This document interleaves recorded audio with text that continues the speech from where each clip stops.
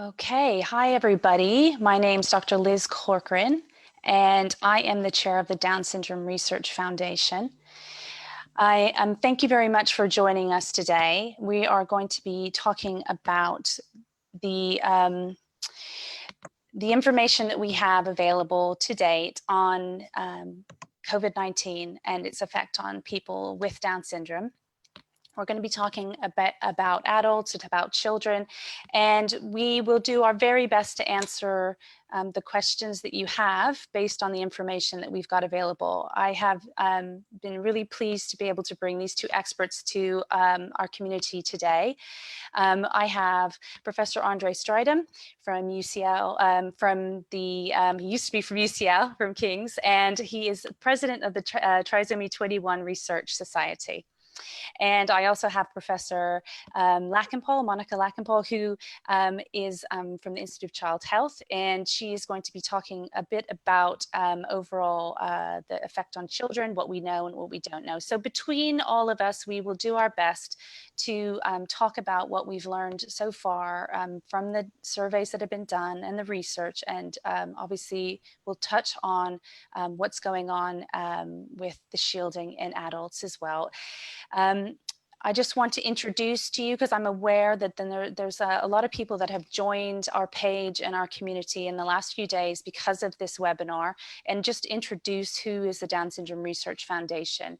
So as I said, my name's Liz Corcoran. I'm the chair, and our charity was formed over 20 years ago because my parents had a child with Down syndrome. He is now an adult, he's in his 30s, and his name is David. And I would say our lives forever changed for the better when he joined our family.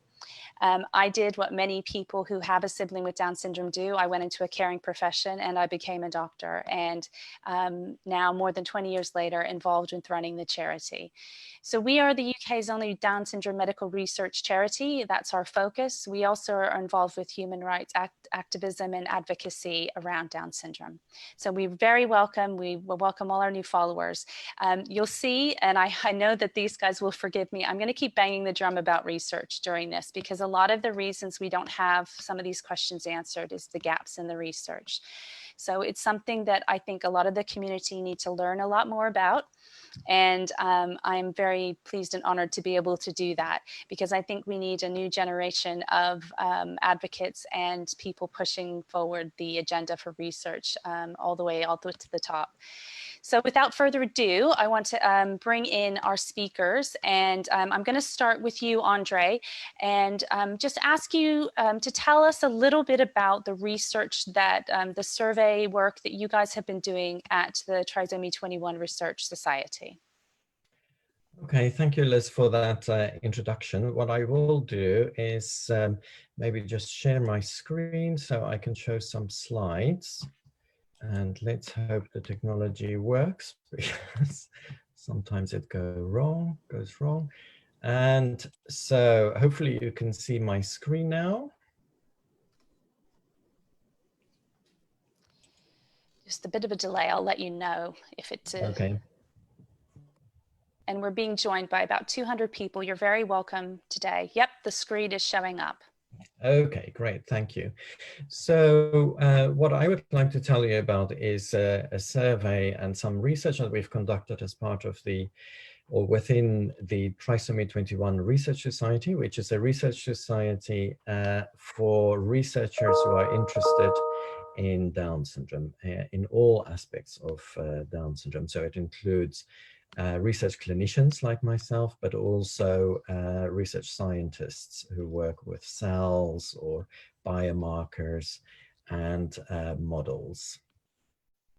So when the pandemic hit in the spring, people were very worried that about the risk to people with Down syndrome. So carers were worried, but also clinicians and scientists were worried, because we knew that many people with Down syndrome have additional health issues.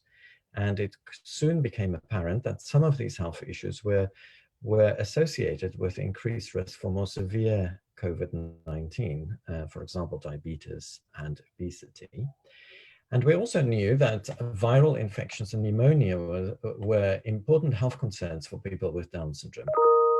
even when there are no pandemics, pneumonia can be quite severe in people with Down syndrome.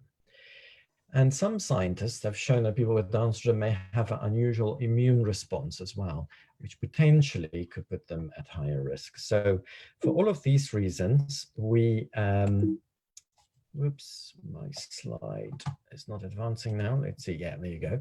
What we did was we decided to quickly put together an online questionnaire during the first wave of the pandemic, and then asked that caregivers or clinicians who work with people with Down syndrome tell us more about people with Down syndrome who have developed COVID-19. So we were focusing on people who had become ill.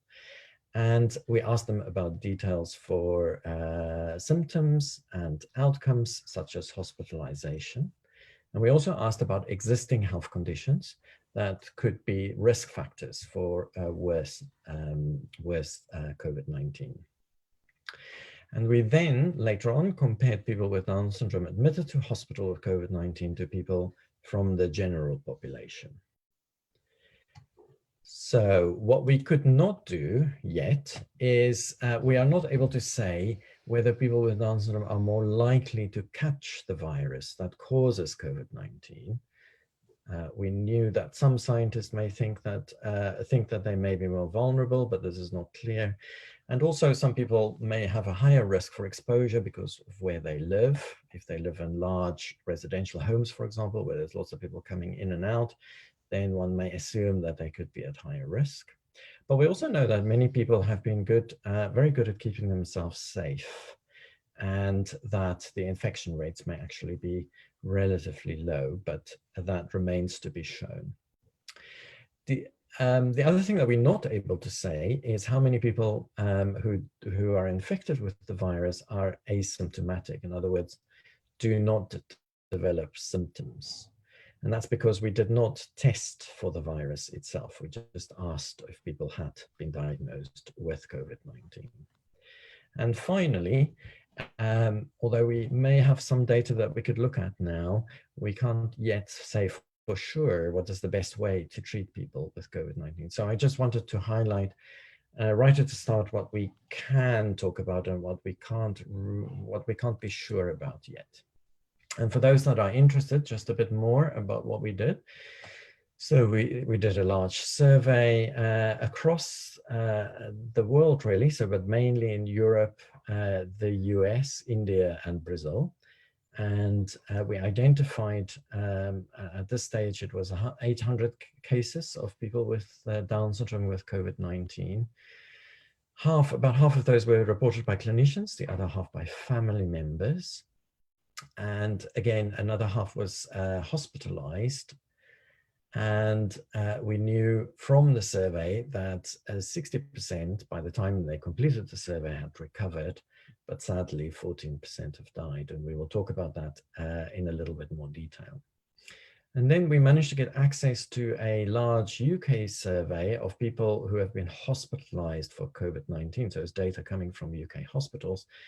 Nearly 60,000 people. And within that data set, we were able to identify 100 people with Down syndrome who had been admitted to hospitals in the UK for COVID-19.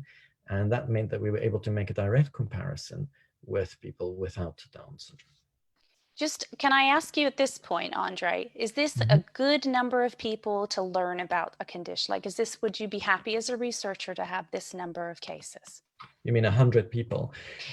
Yeah, I think it's big enough to tell us the answer to some questions, but not every question. So, for example, if you look at rarer complications, then we're not able to say much about those, I think.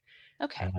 But given that we have a large comparison group, that allowed us to match people with Down syndrome very carefully, so that they match compared against people from the same age, the same gender, and the same ethnicity. So we can make a very careful comparison. Okay, that's really helpful. Thank you. But there are some limitations to that as well. I think when we started to drill down into ages, for example, and if we started to look at children, very few children were admitted to hospital, and so the numbers get very small. So that's one caveat, is that we didn't have many children in that hospital survey. Okay. So what did we find out? Firstly, just what kind of symptoms do people with Down syndrome present with if they develop COVID-19?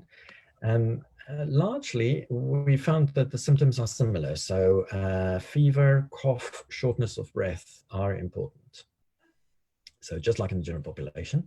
But interestingly, we also identified some people presented with a runny nose as a symptom, particularly in younger people and children. And I think that's true in the general population as well, that adults may not present with that, but children with COVID-19 are more likely to have some nasal symptoms. And just like in the general population, shortness of breath is a more severe. So that is what sort of gets people to hospital, is when they start to get short of breath. And so how does that compare to other people from the general population? And here we looked at the hospitalized patients, so particularly those admitted in the UK to hospitals. And I'm just at this point, I really want to draw people's attention that these are people that are in hospital. So this is a subset of people with COVID-19 who had to go to hospital. That's good to highlight, yes. So Yeah. we're talking here about people who are more severely ill, really. I think that's the implication. Yeah. They're already in hospital. But nevertheless, when we compared people with Down syndrome against those who did not have Down syndrome, again, we saw that when they presented in hospital, they were equally likely to have fever, cough, shortness of breath. But people with Down syndrome were more likely to present with altered consciousness or confusion. At least that's what the doctors thought. They thought they may be a little bit confused. And I think that's important, because that suggests that perhaps people with Down syndrome were more severely ill by the time they got to hospital, because we know that confusion always sometimes indicates that people are more severely affected by a condition. Would that include sort of someone who's sleepy, someone who just seems like they're resting off their, from a cold or something? It's altered consciousness. Yeah, exactly. So being sleepy, not responding as much as they would do normally, and perhaps not being aware of where they are. Okay. So being confused about where they are or who they're talking to.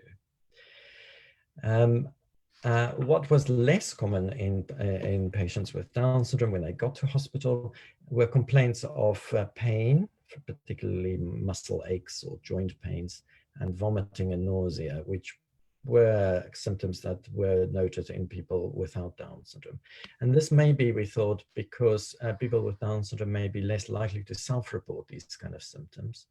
So, or otherwise the doctors may not know how to ask them about it.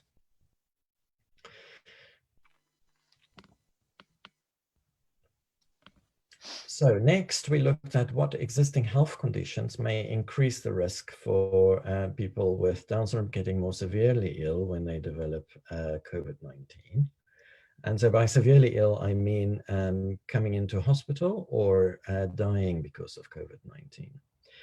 And so just like in the general population, the risk factors that were predictive and predicted more severe outcome or associated with more severe outcome were age. So older people, particularly those over the age of 40, were more likely to become more severely ill, to be hospitalized, for example, or people who had obesity, or men. So it's the same in the general population as well. You would have read in the newspapers that men may develop more severe illness when they develop COVID-19.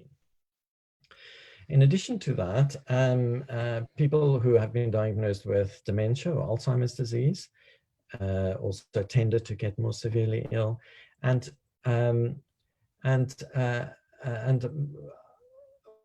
later on, it became apparent that some people with congenital heart defects may also be at higher risk for going into hospital, but not for dying if they could develop COVID-19. We know that congenital heart defects, of course, are common in people with Down syndrome. Was there any difference between the repaired and the unrepaired group? Most of the people that we included in the survey actually had had well-managed congenital heart defects, I should Okay. say. So did not have major issues related to the congenital heart defects. But we will need to look at that in more detail. Okay. Then things that looked like they may, in some people, be relevant, but didn't come up overall in the survey were things like reflux, sleep apnea, and chronic lung disease. We know from the general population that these issues may be important there as well. Another thing that came up, particularly in children, was seizures or epilepsy. So children with Down syndrome who had seizures or epilepsy were more likely to be hospitalized if they developed COVID-19. So sorry to interrupt, Andre. So one of the No, that's things, fine. To clarify. just one of the things, just explaining, I suppose, for people is when we look at research, it's in an effect that we're looking all the time to see, was it more likely or did it happen by chance? So this is what's allowed Andre and his group to be able to group these into these three different bars, because the ones that are considered risk factors kept showing up, and it was more than chance. So that's what allowed them to be able to build these into risk factors or potential, or they are just showing up as if it was chance. There's no sign that this actually is associated with increased severe outcome. So that's how these things are grouped by researchers. That's right, yes. That's a good explanation for that. And then the things that did not come up is that were not really associated with increased risk were where people were living, whether they were living in residential care facilities or not. The severity of intellectual disability did not predict whether people get hospitalized or more severely ill. Thyroid disorder, which is very common in many people with Down syndrome, did not come up, and neither did behavioral difficulties or autism spectrum disorder. And that's really, I think, really helpful to know, because I think our community that have dual diagnosis can be some of the more tricky to detect illness in, some of the more tricky to get in to the doctors, Exactly. to get them to take medication. So that is really helpful to see as well. So then we looked at what happens when people are admitted to a hospital, but here I'm talking just about complications. So additional illness that may develop. Of course, there's all sorts of other things one could talk about, like treatments and so on, but I'm just going to present the medical problems that develop due to COVID-19 when people are admitted to hospital. And what we found is that what is more common in people with Down syndrome is that they may develop lung complications, so including viral and bacterial pneumonia, and what is called acute respiratory syndrome. So when the lungs get more severe, or get quite severely affected by the disease. But what was as common in people with Down syndrome as in the general population were additional heart problems, kidney problems, or blood problems like anemia. So the thing that stood out was that people with Down syndrome were more likely to develop sort of lung problems if they are admitted to hospital with COVID-19. And just to jump back to the previous slide for a second, Andre.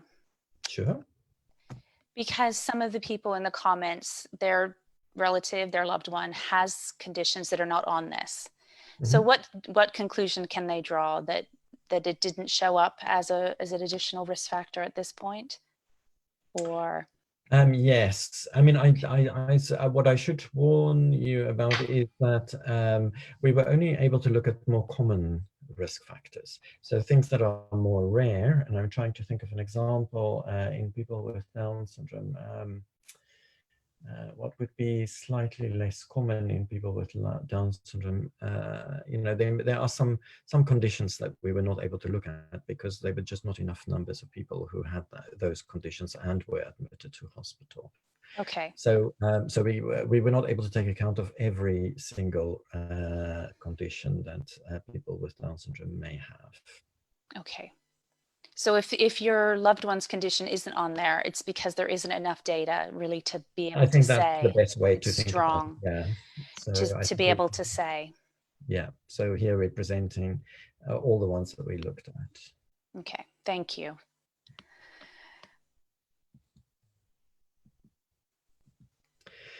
So, are people with Down syndrome more at risk of dying if they develop COVID-19? So here it gets a bit more complicated. Firstly, when we first looked at the numbers of people with Down syndrome who have died, the proportions, the percentage of people who have died in hospital compared to those from the general population, and here we're talking about our entire data set, so we compared against general population reports in Spain, in New York, and in the UK. It looked like people with Down syndrome are not more likely overall to die if they're admitted with COVID-19 to hospital, but we saw the same pattern in that men were more likely to have a poor outcome, to die compared to females.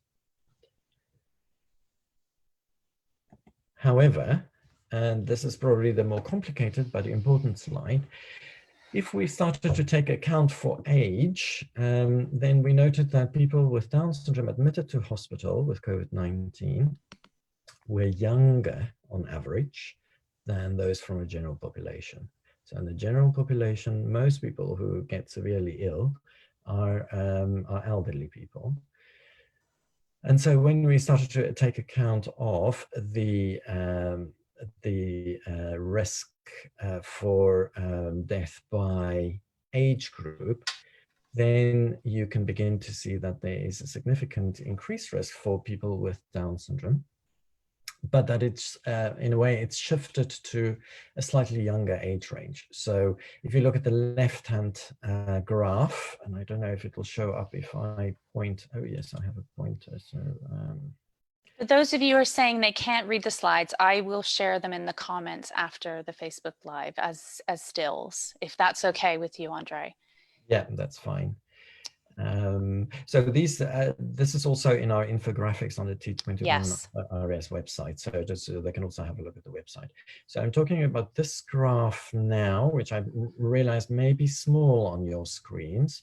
So you can see people with Down syndrome are in red and the general population in blue.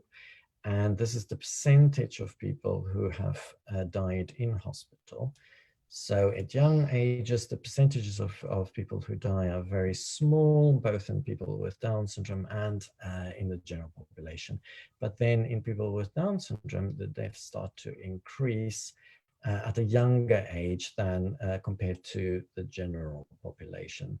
And so what we did was to estimate the risk for death for patients with Down syndrome age 40 and older is similar to patients in the general population who have who are age 80 and older. So it's like that incline has just been shifted down. That's right, yeah. So it's just been shifted down, and it shows that the at-risk group is people with Down syndrome over the age of 40, and their risk is the same as a person age 80 and older in the general population. We know that few children with Down syndrome have died with COVID-19. In fact, in our entire survey, we identified 4 children under the age of 20 who have died. All of those were living in countries where health provision is perhaps an issue, in India and in Brazil. And all of them also seem to have had additional health concerns, significant additional health concerns. We've not been able to identify many people, well, any children in other parts of the world that have died.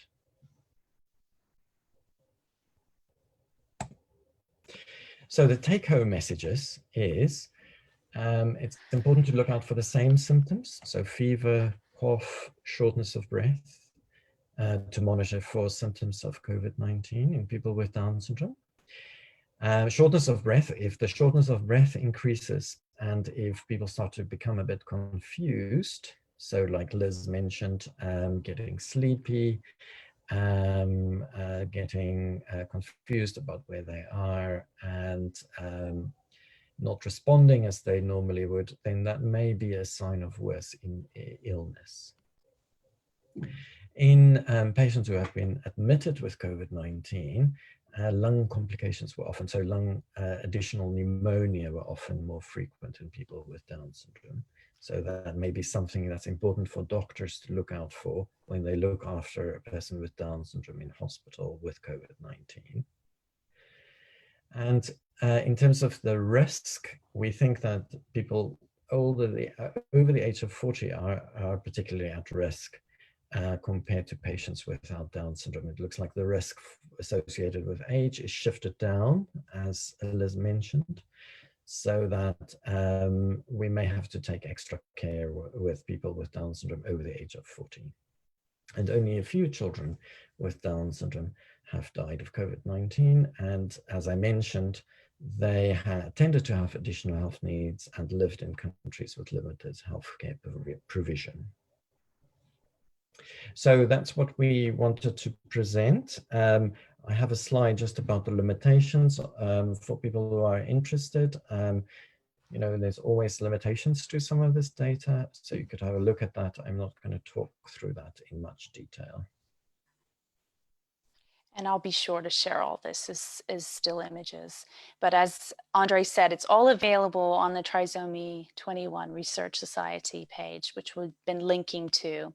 And I just want to say on behalf of the community, we are so grateful to you and your colleagues for all of the hours of work that you've put in to do this. I don't know if people realize that when researchers collect data like this, they have an opportunity to use it to really further their own career. And the guys didn't do this. They were actually focused on getting the information to us as soon as possible. They spent their time analyzing and creating infographics that were accessible to the public, so that we could all learn as fast as they were learning what were the risk factors that were showing up as statistically significant, what wasn't, so that we could guide the care of our loved ones, and then they could pass that information on to talk about the guiding of policy. So maybe we can talk a little bit about that now, because obviously it's very timely.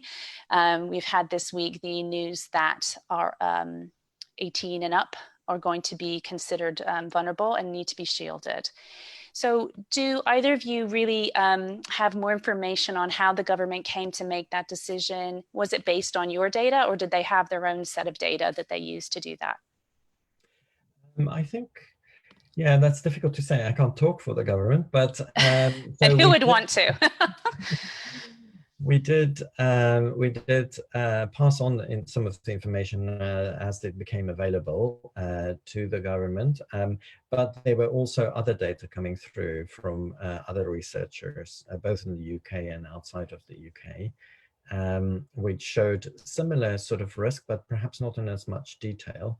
And I think the government sort of reviewed all of the data and felt that it at this point in time, they wanted to be more careful rather than to be too specific, I suppose. So that was why they didn't maybe set it at 40, like your data showed, or 30. Yeah. They just went adults and up. Yeah, and I should say that actually our paper been put out in a preprint server after the government made a decision, so maybe that's part of the problem. Once you know it's available to them now, and they could look at it in more detail. But we'll see how things develop. So, Monica, you're a professor of pediatrics. You know, kids is your business. Can you talk to us a little bit about, because obviously throughout this week, the questions have been, my loved one's 17 and 3/4, what do I do? Or any combination of additional needs, additional diagnosis. What is your thoughts for the families out there, what they need to do? A very good question, and thank you for inviting me to talk to everybody today. So like you said, I'm a practicing pediatrician. I actually, have my own clinics. I actually meet with the families on a regular basis. And I've also been kindly invited to be part of the research, which was a great honor to be part of. And like you highlighted, the aim was to get the information out there for discussion as fast as possible. It's always difficult to make one decision or one recommendation for everybody. And I understand why people have to do that. I think people will be a little bit concerned, what do I do for my child? And what we're trying to say to people, and I'm trying to say to people, is you have to discuss things with your professionals. It's like with everything in life. We are parents, we take risks, we have to judge the risks every single day. And when we have children who have complex needs as well, each child's risks may be slightly different for each other's child. You've heard the data today that that's been presented. The risks for Down syndrome without many of the comorbidities is very low. And I think that's what we need to keep it positive in people's minds. It's important to keep children healthy, not just from a medical perspective, but from a mental health perspective, and also from a educational perspective, and just to socialize, when they socialize as well. So I think what I say to parents is you're juggling that your child is, we have the consequences of the COVID illness itself, the virus itself. We then have the consequences of the lockdown itself, and those two sort of come together. And I think what you have to sort of sit and think about is, yes, this is what the data is saying on the risks to the children, but it's very, very low, as you've heard from the data, very low, and we need more research. So like you were saying, let's advocate for more research. As we do more research, we'll get more answers, we can have more discussions, and you can only go with the research that we have today, and that's what we're trying to share with you. But along with that data, you're then having to think about, well, if my child is stuck at home inside all day long, what impact is that going to have on them?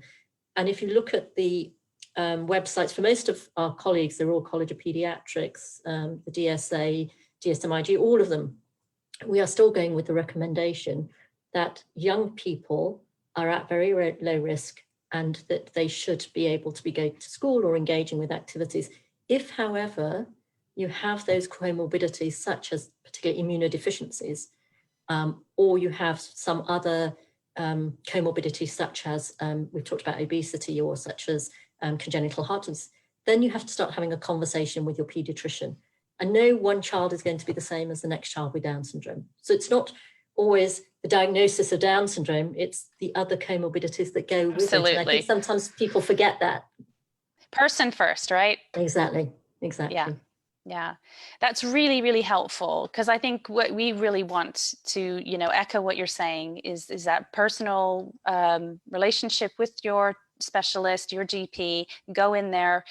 If they're not aware of this stuff, flag this video, flag Trisomy 21 Research Society's page, make sure they know that this is all open access. They can read and learn and be a part of the conversation with you about deciding whether your child falls into that category. But what we're saying today is that it's not necessary that every child with Down syndrome under 18 needs to shield. So this is a case by case basis at the moment, based on what we understand.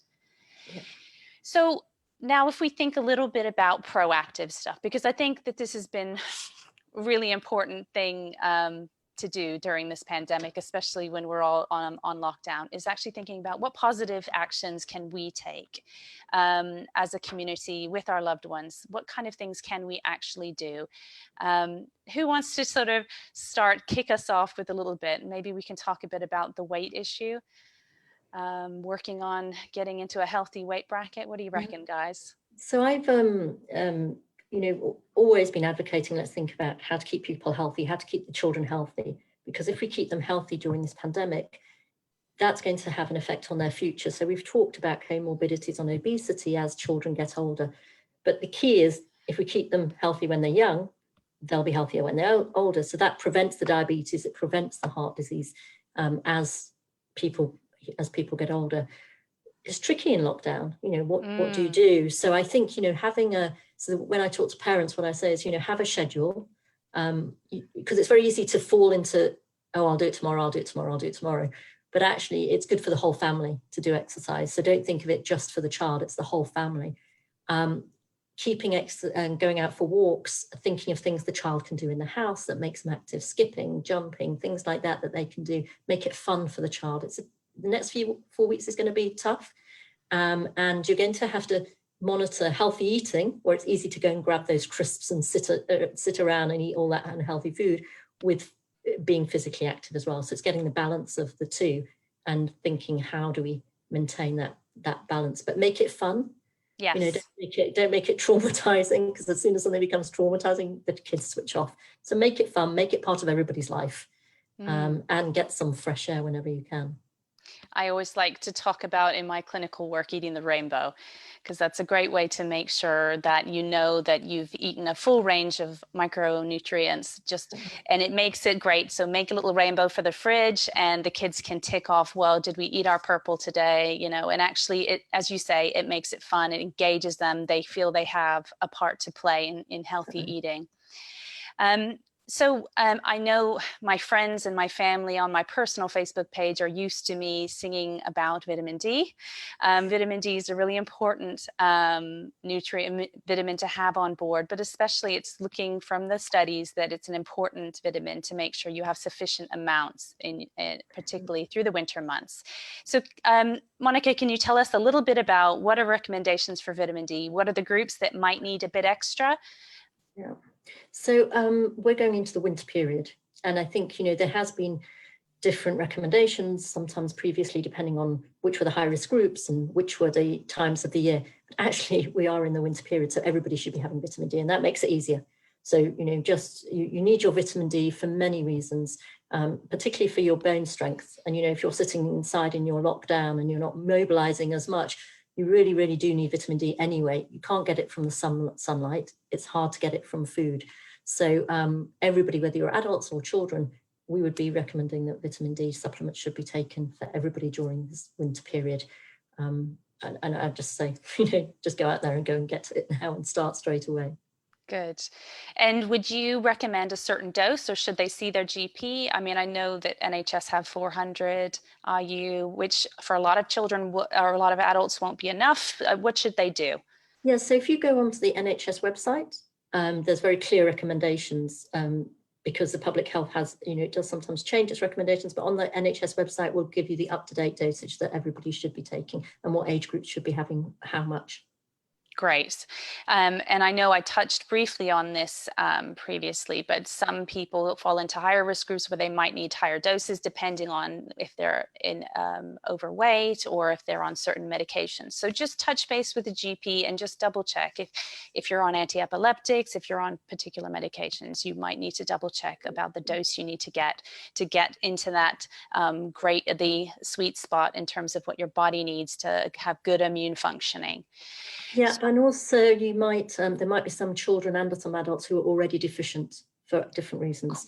So again, for many of the children, we have been proactively testing for vitamin D, and we have found some children who are vitamin D deficient. So they will need a higher dose than the basic supplement dose. Yes, and there's some ethnic groups as well that are at higher risk of being lower. Is that right? There is, but again, in the winter period, we're all at risk. So okay, we would say for the winter period, everybody just have your vitamin D, I think. Sunny Britain. Exactly. So as I was trying to say, there might be some populations who've become vitamin D deficient who then need the extra for different reasons. Okay. But yeah, in the winter, we're all at risk. Okay. So Andre, let's talk about adults, because you're a professor of learning disability psychiatry. That's your kind of bread and butter. Tell us a bit about what maybe the adults can do, obviously still staying healthy, of course. What kind of things would you love to see your patients doing to get through this winter healthy? Well, I mean, I agree with vitamin D. I think that's very important that everybody does take supplementation. The flu vaccine is really important this winter, I think. It would be important to make sure that people do attend their GP surgeries and get flu vaccine. Also, keep their health checks up to date. So in addition to healthy lifestyles, enough exercise, it's good to make sure that health checks are up to date and that people have been to see their GP. And I think that's perhaps one good thing of the government's suggestion earlier this week, that people with Down syndrome are clinically vulnerable, is as part of that advice they are advising the GPs to make sure that people get the necessary health care as well, including health checks. So important, isn't it? Because it's been a bit of an issue, I think, in some areas that people have no idea that this actually is available to them. Exactly, yeah. So that is quite important. So we're also debating whether additional vaccination for pneumococcus might be necessary. Pneumococcus is a type of pneumonia, so it's a pneumonia bug. So the idea behind that would be that, particularly in the older adults, people over the age of 40, it may protect them from additional pneumonia if they do get the virus by any chance. But that is still debated. I think it's something that we're talking to the government about. At the moment, the guidelines are for everybody over the age of 65 and for babies to have the pneumococcus vaccine, the pneumococcal vaccine. But we're thinking that there is enough evidence now to push it back to age 40 and older in people with Down syndrome. So Okay. maybe something to think about as well. Okay, because of the earlier risk on that graph. Okay. And as a psychiatrist, I think I should also mention, of course, that people's mental health is very important as well, isn't it? So I mean, that's one worry with people being locked down or shielded, is that they may become low in mood and express that as behavioral issues. I think it's really important that people continue to be kept active and to continue to engage in activities that they enjoy, and continue to engage in exercise, going out for walks and things, I think, with the necessary safeguards, of course, but I think that's quite important, particularly in the winter. Absolutely. I don't know if everyone realizes my background is also in psychiatry. So yes, I do have a heart for caring for your mind, caring for your mood, and just keeping yourself stimulated, keeping your loved one. There's no reason you can't speak on the phone, that you can't assist your loved one to keep in touch with their friends from their day center or their college. Just ask about what kind of plans you'll be sent home with to keep my loved one stimulated and active, and you know, getting through these months where we're just have no choice but to stay inside and be a bit bored at the moment. So we're already making plans. My brother is in his 30s, so we're sort of going to be stocking up in the art supplies and doing some winter crafts, and maybe preparing the house a little bit early for Christmas, just to keep ourselves all a bit stimulated, I think.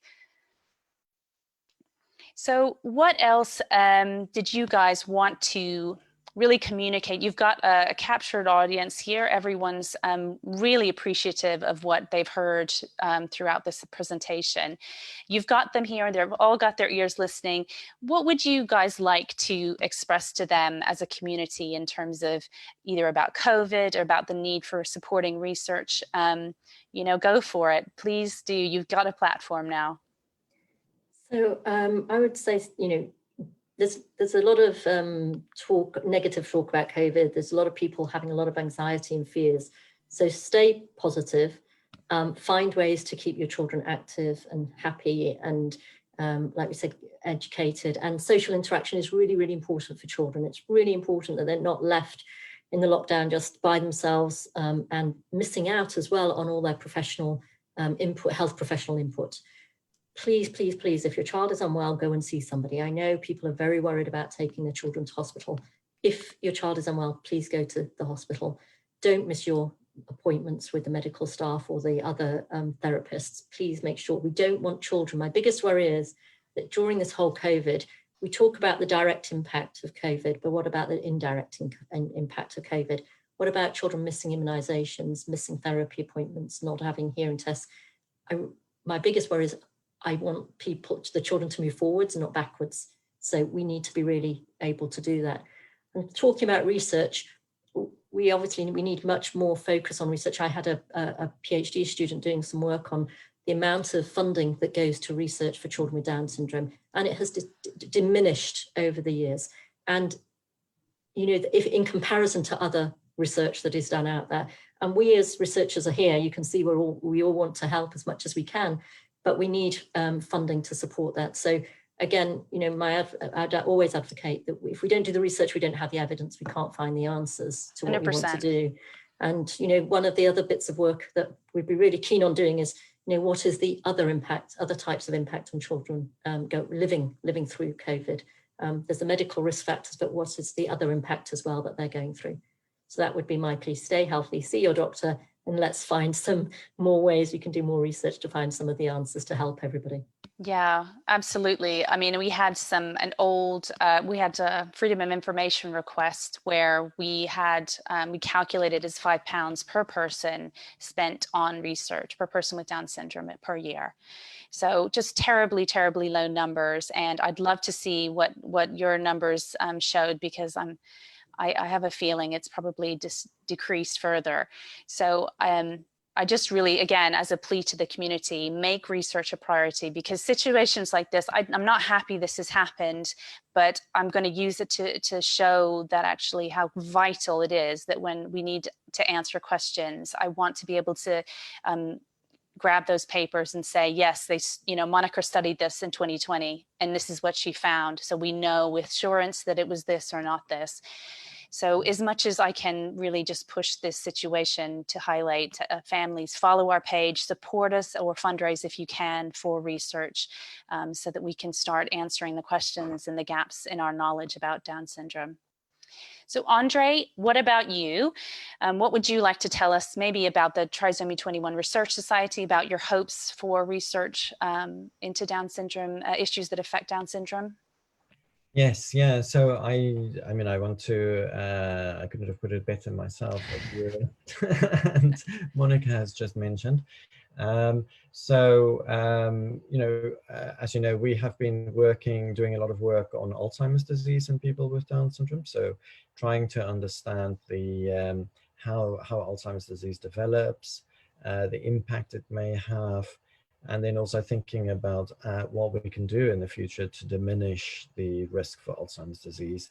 And we are beginning to be cautiously optimistic that in the next few years, although when researchers say a few years, they mean 5 to 10 years probably, we will begin to see you know, treatments that we can offer to older people with Down syndrome to reduce the risk. And so we're excited to be beginning to think about clinical trials, for example, to test out some treatments for Alzheimer's disease in people with Down syndrome. That's very exciting. Thank you. Yeah. I can also announce that, you know, we've got a new study that we're funding that we're going to be holding a webinar about. That's a new intervention that's not a new treatment modality that's not been used in Down syndrome before, that we'll be running at Massachusetts General Hospital. We're very excited. We'll be holding a webinar about that. And we're really pleased to continue to support Professor Hill at Southampton University and her sleep research, because I think all of these pieces of the puzzle will come together, because we know that in people without Down syndrome, sleep is now showing association with Alzheimer's.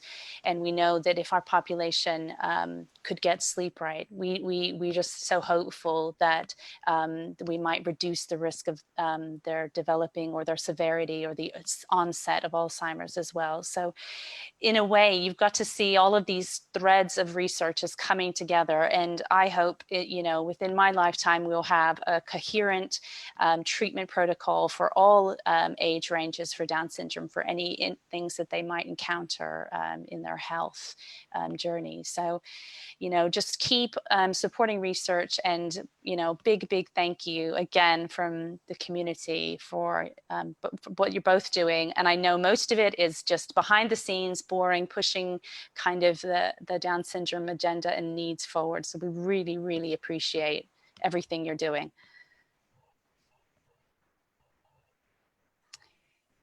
So anything else that either of you would like to share with the community? Otherwise, I will allow you to go home on your Friday night and see your families.